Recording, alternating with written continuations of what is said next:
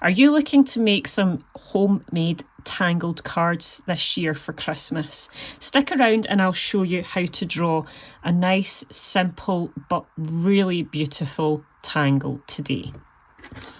So, I'm going to go in today just with a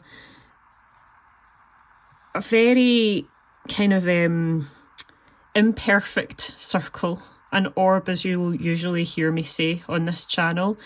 This is going to be our Christmas bauble, and as you can see, I've not used any drawing aids. I've not drawn back with a compass. Feel free if you would like to, but I'm always saying that Zentangle is not about perfection. I am going to create a couple of kind of almost like a lazy C and a lazy backwards C shape either side here, and I'm going to do these again. So we're effectively doing the tangle between. Don't have many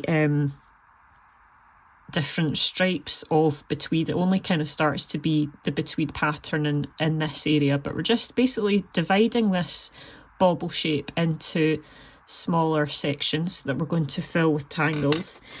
And instead of going doing the fillers now, I'm going to put a bow on the top of my bauble.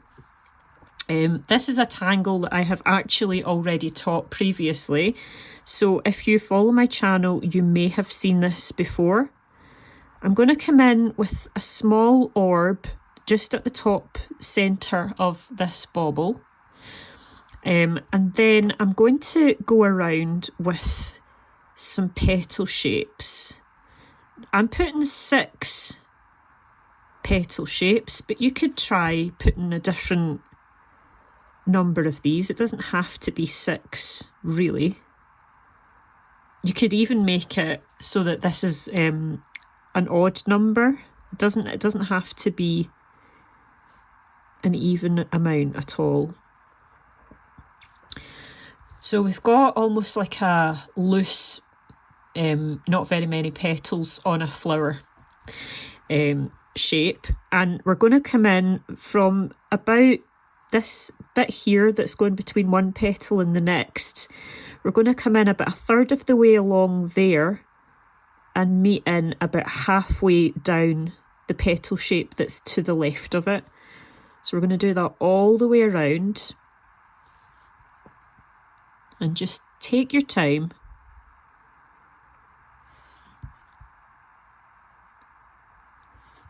And as you will know by now, I'm always commenting that my lines are not perfect. Different petal shapes are maybe bigger than others. It does not matter at all. And now those little lines that we've just created, we're going to join them to the petal on the right hand side of it with basically a lazy S shape. Just doing that all the way around.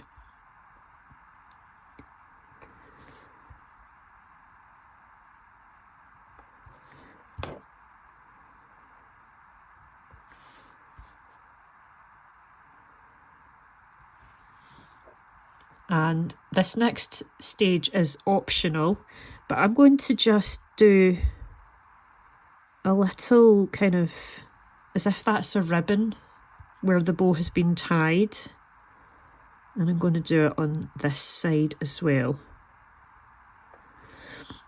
So that is as complicated as this tangle gets. This is Bownus. Cannot remember off the top of my head who this tangle was created by. I will check and I can put it in my description, and then and I can also link to the previous video. It'll be connected here, so you can watch that previous video if you like, but it's not a very complicated tangle, as I'm sure you'll just have seen. And I'm now going to just tangle into these individual spaces on the bauble itself. So I have done this a few times just as a, not a practice, because you can see it's not a complicated space to fill, but I just did some different variations when I was playing around with this before doing the video today, and I've done it at least once with these prantom shapes, and I quite like that, so I just keep coming back to the prantom. You can have it so that your prantom are overlapping, or so that they're separate and, you know, distance from one another. It's just entirely up to you. I think I'll be shading these as a full section rather than shading the individual prantom, if that makes sense. And I'm going to come in and do that on the opposite side as well, just to try and have everything be balanced.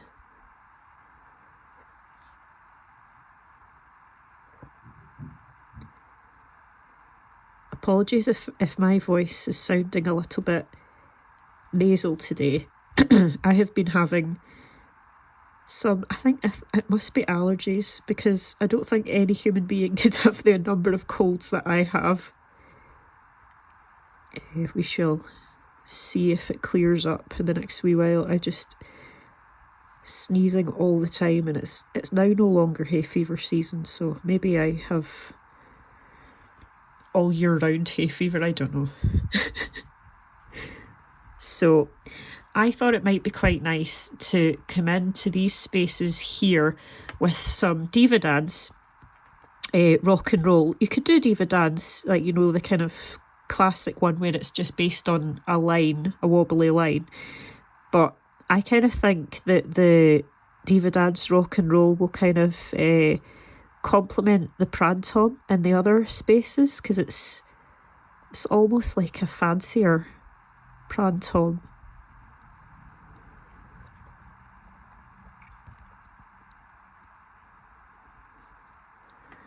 And you could keep going so that it's, you know, we're going around auditing this one at the bottom, or you could do lots of different diva dance rock and roll shapes. I think I'm going to make a few different ones, but this one's just going to be a little bit bigger.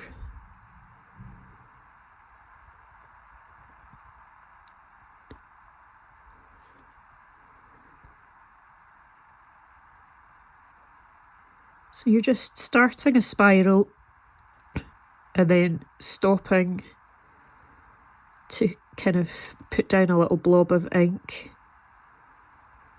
You start creating more of your spiral, and then you make another blob of ink, and so on and so on.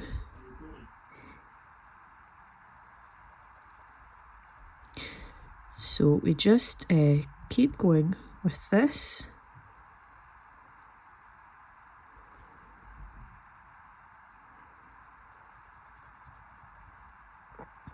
And there's no real rhyme or reason as to where you put your bumps. It's just wherever you feel that you, because you're obviously going to have a different look of tile than I am. So just where you feel it needs balancing somewhat.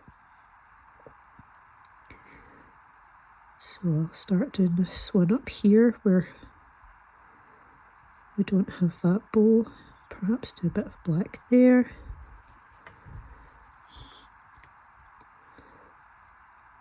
And then just doing that on this side as well. Sometimes I'm making these ink shapes, blobs, quite a bit bigger. You can make them a similar size if you like. But what I like about this is that the tangle does work up quite quickly. It doesn't feel like it takes that long to finish it.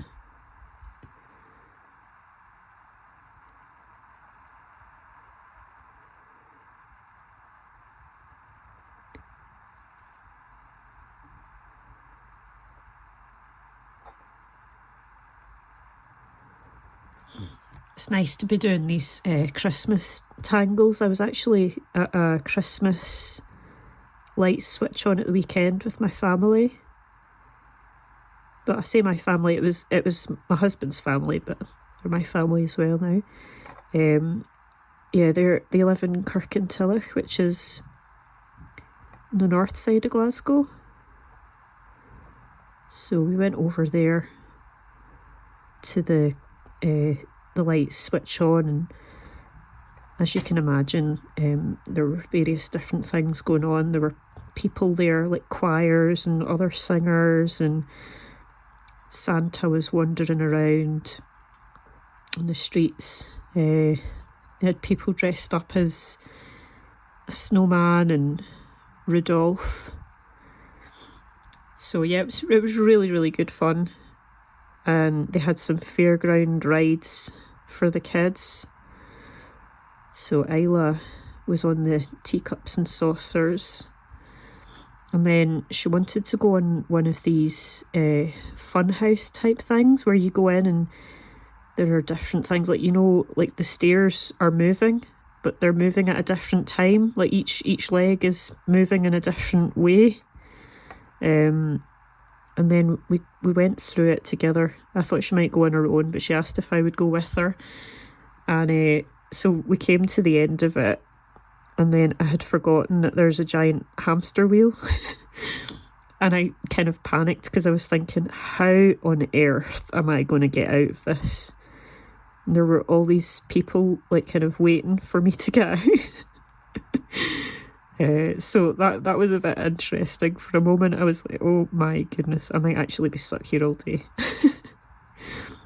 But I got out, so that was good. So now I think in the centre, what will I do here? I think for this one I'm going to split these into squares, and then I'll have the squares split into triangles. Completely making this up as I go. And so I'm just auditing those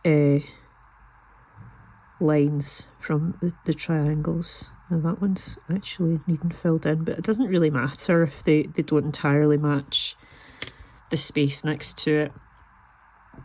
And then I think on this space, now I'm just looking to see if I can match it.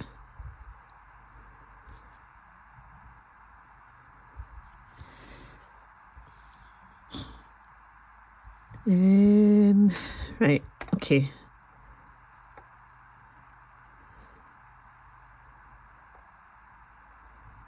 We'll go with this.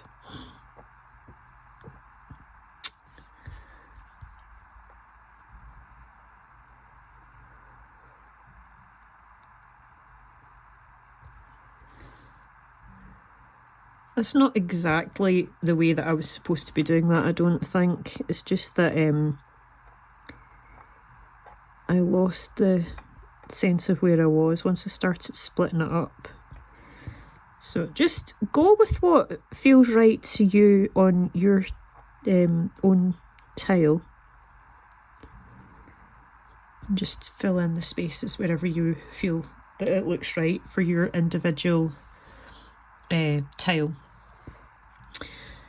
So now that I've got that done, I'm going to move on to doing some shading. But I'm going to just ink in the edges where I penciled in that original string, basically, of the bauble shape. And just taking your time doing this. Part of the joy of Zentangle is actually just slowing everything down. And then I'm going to ink in the lines that are dividing these individual sections. Just being careful not to draw over that bow that I've created.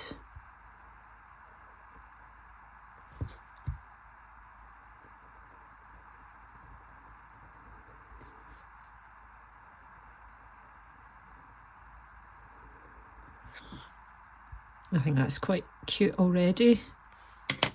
So I'm going to come in now with the graphite pencil. This is a Mars Lumograph Black 6B by Steppler.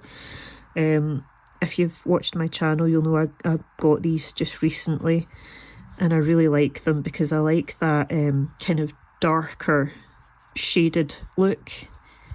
The more that I've been tangling, the more dramatic my shading has become.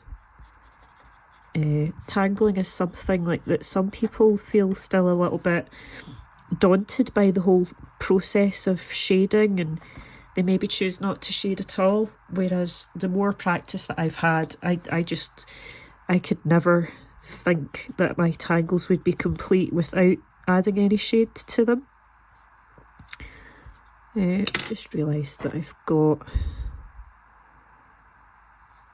this. I'm just trying to think where that would be. Let's just, even if this is not technically correct, this might not be where my tile ended. I just realised that I've not completed those inked in lines. Nobody's going to come along and say you've put your lines in the wrong spaces, so just whatever feels right to you. I'm just picking up my graphite pencil again and just simply putting graphite just around the edges initially of that bow. I will be adding shade to other sections of the tile, but just now I'm just putting anywhere basically that bow overlaps anything else, including sections of itself. You can choose to go with your shade all the way around here. I'm just going to go where the bow overlaps itself, but I may add more shade later. I'll see.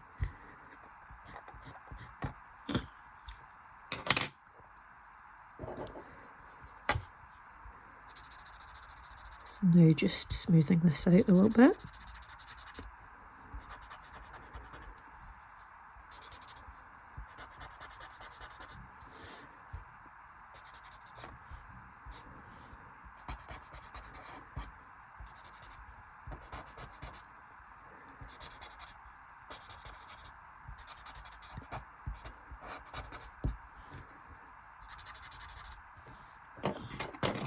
Did actually forget to put graphite down for these sides here.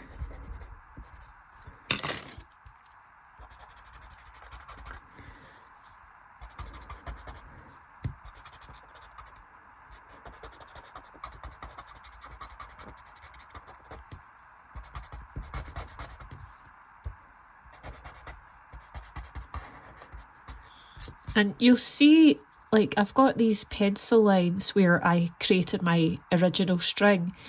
I'm not going to get rid of them just now, just because, you know, it's part of like the whole Zentangle Method philosophy that we don't have any erasers or anything like that. So I don't actually have any right next to me at the moment. Because these are mistakes, they were just a string. If you have yours showing up at home, you might want to get rid of them, especially if you are looking to put this on a Christmas gift card. But don't, if you've created what you would consider to be a mistake, don't rub it out, because there's always some kind of way that you can work to improve on it. So just kind of explore that and kind of see how you can improve it. What I am going to do, and now that I look at my bow, is that you'll see I've got, as usual, I've got some previous examples of other tiles that I've created with these different tangles on them. And I quite like the look where, I don't think this has a name, this thing that I'm doing just now. It's more of an embellishment. But just either side of these bows, I'm just doing a dash, a line of dashes, so that it kind of looks like stitching. And it's a really small, subtle difference, but it is a difference. It does make a difference. So you might want to add that to yours as well. And then the same thing in these little bits where the ribbon is hanging down at the sides.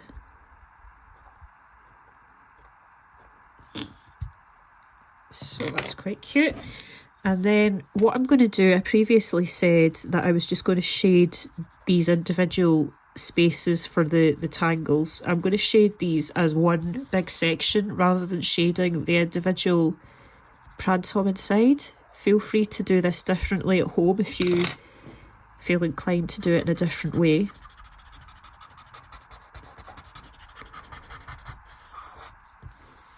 And already, to me, that's just made a difference. It's not quite such a flat shape. Like if you see the difference between this section here and this one, it just really makes a big impact. Just that simple pencil line can transform it completely.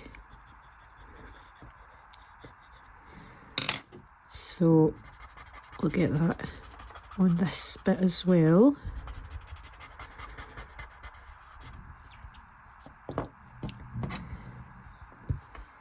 And I'm going to treat each of these different sections all as like the one section rather than shading the individual elements. I just think that that would be better for this particular project. I had another example of this where one of the spaces that I was filling in, I was putting in baubles, like orb shapes, and I was trying to make them 3D. I thought it might look quite pretty, but to me it just actually started to get a bit too busy. And but you know, that's, as I keep saying, it's just a piece of pen and paper. So, you know, just put down your idea that you have, and you might do it a different way the next time, but it doesn't matter, does it? It's just playing around and seeing what works for you, and then you can do it a different way the next time if you don't like the way that something's particularly worked out.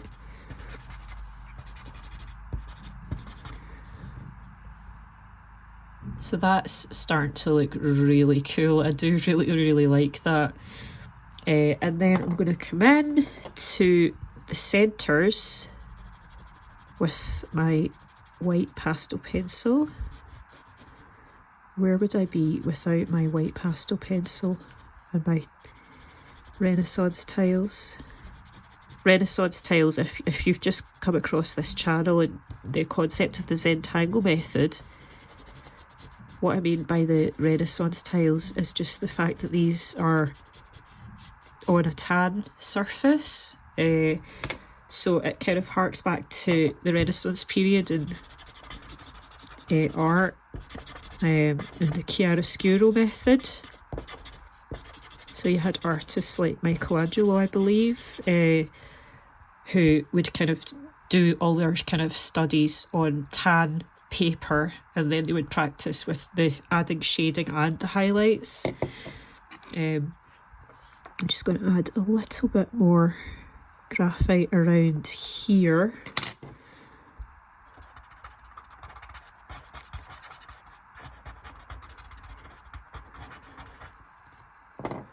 And yeah, you've guessed it, I'm coming in with the pastel pencil into these ribbons as well. I'm trying to keep the pastel pencil away from the graphite, because you just don't want to get them smudged together, because then it's kind of, you lose the brilliant white of the pastel pencil, and it's just not as good of a look as the one you might be looking for. So being mindful that the graphite is quite close here. Just blending out that white pastel pencil. And you see already those the string lines are not looking quite as obvious as they were before. So that's another thing to bear in mind as well. That the more that you add to your tile, the more natural everything's going to look, and it'll all just kind of blend in together. You can also put in on the opposites here of where those ribbons kind of loop into themselves. You can add a bit of the pastel pencil in here, and then we'll just blend them out nice softly. So I'm going to put actually in here, in the centre here, I'm just going to add just a little touch of gold. Just because I can, because it's a Christmas bauble. And I'm going to go around all of these shapes again, just restating the lines. It does make a difference, in my opinion.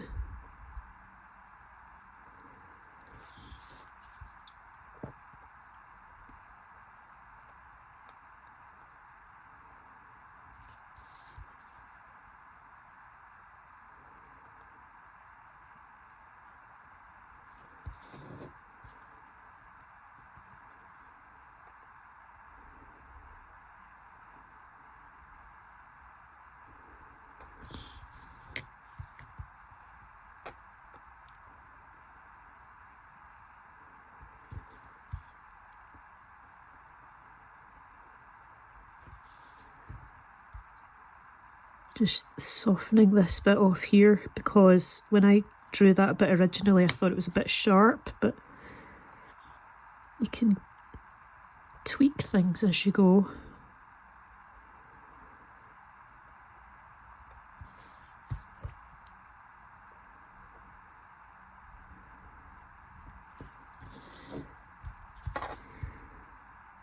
And then I'll come in here, go over those outside lines.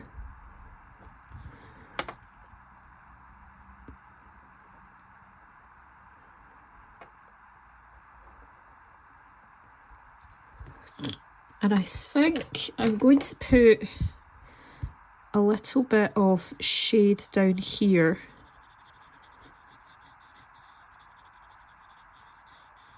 You know, as if that's casting a shadow. And just put some shadow on the tops here, and do not fret at all about whether the shadow would actually be there in real life. We're not trying to be precise about this. It's just for fun. So don't worry about things not technically being realistic. This is obviously, you know, it's looking like a Christmas bauble, but it's not a realistic portrayal of it really. It's inspired by a Christmas bauble, so shade wherever you feel you would like to. And all that remains for me to do now is to add my chop. I could have actually put my chop here as though it was a gift tag, but anyway, never mind. So there is my Betweed Christmas bauble, and I'm going to show you the previous versions that I've drawn of this. So I had it on this black tile, and it's kind of like with some jelly roll pens that I've used as well. I don't know if you can see, these were actually metallic-y jelly rolls. I don't think it's picking it up on the camera that these are metallic ones. But I came in some metallic jelly rolls and then also used pastel pencil to kind of shade everything, to kind of blend everything out, just add a bit more colour. And then you can see that I added as if there was a ribbon going out of this bauble. I've done a different top because it's not got the bow in this, and then I've put just a little bit of holly. I could maybe add some holly berries as well. This is the one I said that I kind of felt like I put these orbs down on this example, and then I felt that's maybe just a bit too busy. I mean, you might kind of think that you wouldn't so much feel inclined to do the kind of separating that tile into the between sections. You could have it like just a kind of bit across the centre here, and you could fill it in just that one section across the centre, and it could be really simple and straightforward with or without the bonus tangle up here. And this one as well, I feel like it's a bit too busy. I think I've maybe picked tangles that just are a bit, I think for the purposes of creating this bauble, I think it works nicely if your tangles are kind of nice and straightforward, not too busy.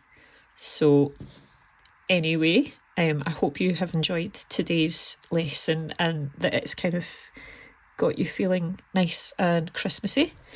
If you've enjoyed it, please do give it a thumbs up, and hopefully I'll see you next week for another lesson. I do have a couple more ideas for Christmas time. They're not really Christmas tangles as such, but they kind of lend themselves to the kind of festive side of things.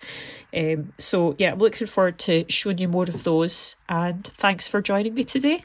Speak soon. Bye.